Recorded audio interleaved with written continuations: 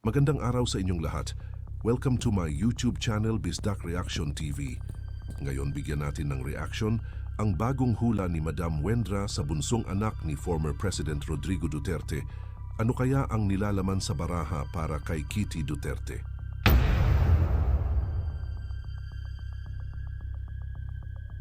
Ay nasa linya ng mga Duterte.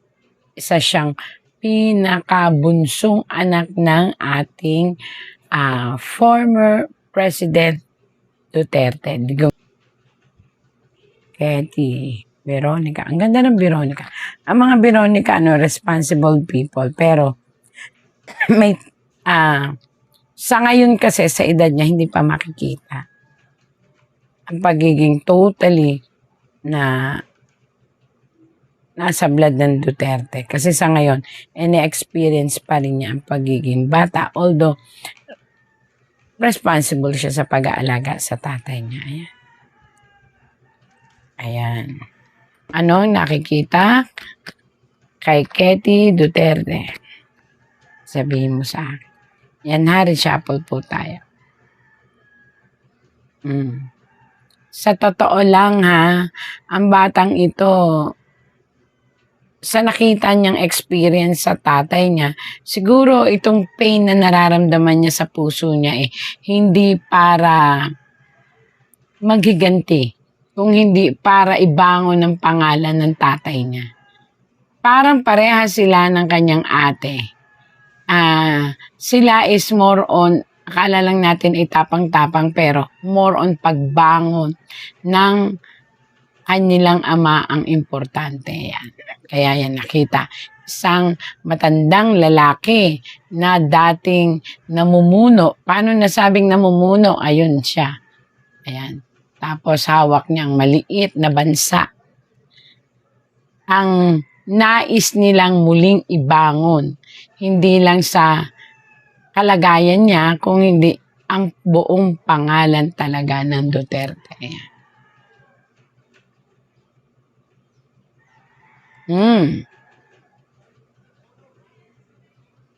Si Kitty before is, ang niya is, ang past life niya ay lalaki siya. So, maaaring makikita natin sa kanya yung happy-go-lucky or yung, sa ngayon pa lang, parang may tapang na parang sampana na mabilis ang lahat para sa kanya pati desisyon. But unfortunately, later on, may involved na rin siya sa politics. Ayan. Later on, may involved din siya sa politics. And, maaaring kagaya ni Sara Duterte, ibang porte naman ang kasisikatan niya. Maaaring sa pagkanta, o pag-aartista. Diyan siya nakalinya. More on music and acting, and dyan siya nakalinya. Pero mamahalin din siya ng masang Pilipino. Malayo ang tingin ng ating bunsoy. Ibig sabihin nito, she is planning to change her style, her life, her inmost. Maybe she wanted the best para sa pamilya. Hindi pa lang niya maipakita. Awang-awa siya sa ate niya. Hindi rin niya maipakita. She wanted to be strong, pero nahahalata. Ayan, nahahalata kasi super affected siya sa nangyari sa kanyang ama. Kaya nakatalikod siya. Tapos ang kapan niya, nagnanais ng hustisya at tumahawak siya sa isang nakaraan. Siguro ito yung alaala na masaya sila at ayaw na niyang dagdagan pa ang anumang problema. She changed a lot. Mula nung nangyari ito, nagbago talaga si Kitty. Naging responsible na siya. Before, wala. Para siyang isang bata na bini-baby. Or isang bata na talagang makikita mo kahit saan. Pero ngayon, nag-iba siya. mukhang nag-straightforward ang kanyang pananaw na kailangan niyang magpakaayos bilang isang Duterte. Maayos naman siya, kaya lang siyempre bata pa, agresibo. Ngayon, iba ng pananaw niya. Ayusin ang buhay niya, stand on her own, walang ginagamit na kahit anong kapatid o magulang. Gusto niya mag-stand alone.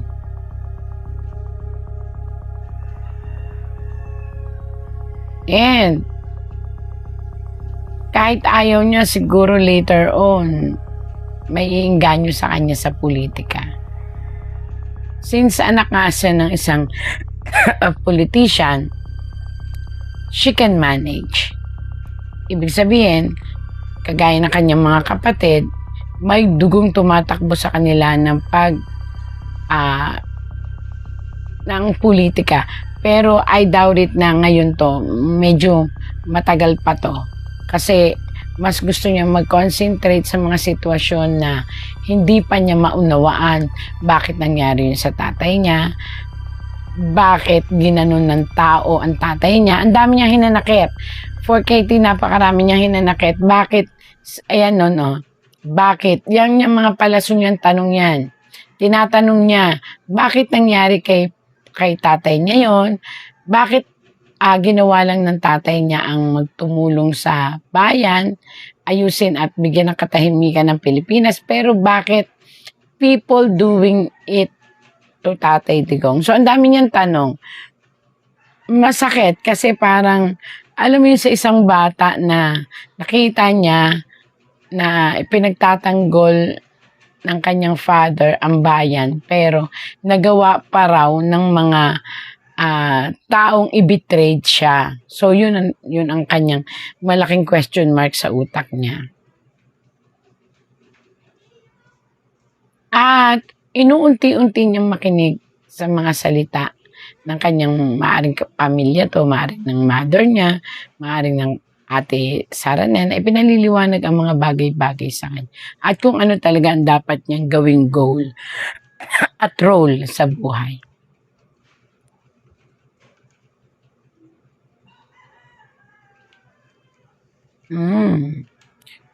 She is also standing for her mother. Pasensya na kahit medyo kumakatilala muna ko dahil galing kami sa Davao. Nakita ko doon kung gaano kalinis ang Davao. And ito yung gusto niya mangyari. Mag-ipon siya na mag-ipon para to stand alone nga at ipakita niya sa buong mundo na the family of Duterte is not a corrupt one. Ayan. Yan na nasa isip niya. Naku, pasensya na kayo, inuubo talaga. Again and again, praying and aiming siya na makalabas ang tatay niya. And talagang gusto niya na ang mangyari is maibigay niya ang the best support na kaya niya sa buong family. At yung kumakalat ng mga kwento-kwento tungkol sa mother niya na iniwan or what, no. Hindi totoo na may iniwan, hindi rin totoo na may nang iwan. It's just a matter na siguro kailangan na ang unity ng buong family at tulong-tulungan. Kaya walang dihadong pamilya sa kanila. At yun ay natutuwa, ayan, mismo ang pamilyang Duterte. At siya ang nagre-represent.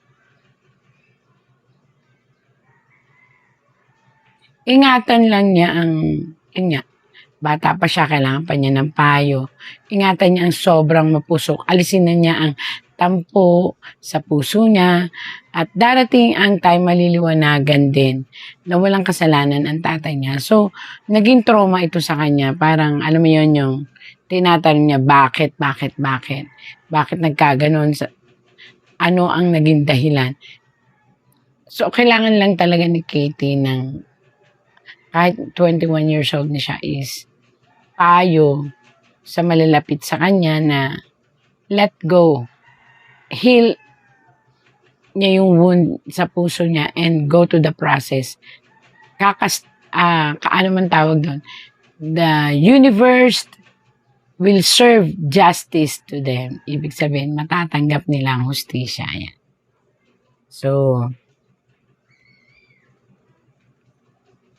huwag padalos-dalos ng desisyon, bunso.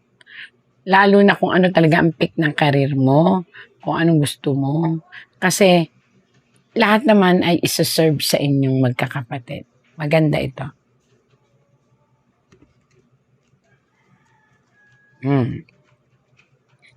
Marami ang pumupula sa'yo, syempre, because you're anak of Duterte. Marami ang pumapansin ng iyong mga galawan, ang pagiging nami-misinterpret kanila, na pagiging totoo is parang wild na bata na ginagawa lahat ang gusto. Pero, dito, mabuting bata ka. Ibig sabihin nito, pipilitin mong ayusin ang sarili mo. Not because of yourself, but because of your tatay and kapatid. Idol mo ate mo. Di mo lang sinasabi, pero yours, na idol mo ate mo. Unti-unti mong nakikita ang pagmamahal na nabuo sa pamilya nitong nangyari na problema sa pagkakulong ng iyong tatay. So, there's a good side pala naman.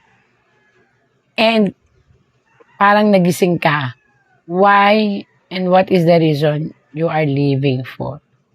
Ayan. So, alisin muna ang tampo at nang makita mo kung ano talaga gusto mo. Hindi kita masisisi eh.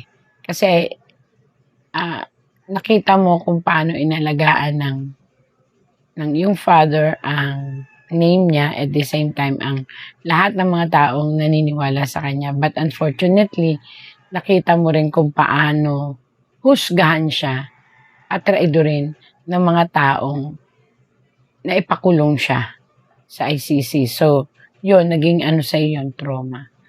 So, let it go. Let the universe heal the wound na nasa puso mo. Basta ang mahalaga, darating ang panahon, the justice will come out at maayos ang lahat. Ayan po. Wala akong makitang masyado kasi lungkot. Nalulungkot siya. And, yun nga, questioning about why. Lahat ng ginawa ng father niya, pero bakit nangyari pa to? So, napakaano pa rin niya talaga at bata pa rin ang isipan niya na kinakatch up niya, tinahanap bakit, anong pagkakamali. And inip na siya kung kailan talaga makakalaya tatay niya. Don't you worry, justice will be served. Huwag na po kayo mag-alala. Ayan. Basta sa ganitong oras, sa ganitong panahon ng depression, lagi lang tayong kumapit sa Panginoon. Siya lang po talaga. Na ayaw naman po rito, magkakaroon ka ng magandang buhay. Lalo na't may engage ka sa mga pagkanta. Gagawa ka pa ng album. Gagawa ka ng sarili mong pangalan sa industriya ng pagkanta. But the death, yun, again and again, nag-aalala ka sa the death of your father. Hayaan natin, ay pagkakalob ng langit na humaba ang buhay niya, dasal lang po tayo. Yan. Pero yun ang greatest fear mo, yung pagkawala ni father mo. That is your greatest fear. At lahat naman, kahit mga ordinaryong tao nga, hindi lang, ang gusto nila is makalaya. So, pray lang po tayo, Ma'am Katie. And again, sa anumang gawain, anumang sitwasyon, lagi po nating tatandaan, there is always hope. And there is always God watching us. And for every details, God will send miracle every day. VP, sabi ni saya pa ba? Manimaan ka kinsa tong mga ni Tridor se. Dili. Dili ka mo dumot. Dili. I don't take it personally. Kasi, para sa akin ba, yung ginawa nila sa akin, personal yun sa akin. So, bilang isang politician, natural na ganun ang gagawin sa iyo. So, wala lang yan sa akin. Pero ang ginawa nila sa bayan, yung corruption at yung abuso nila, hindi yan personal sa akin. So, hindi natin yan palalampasin.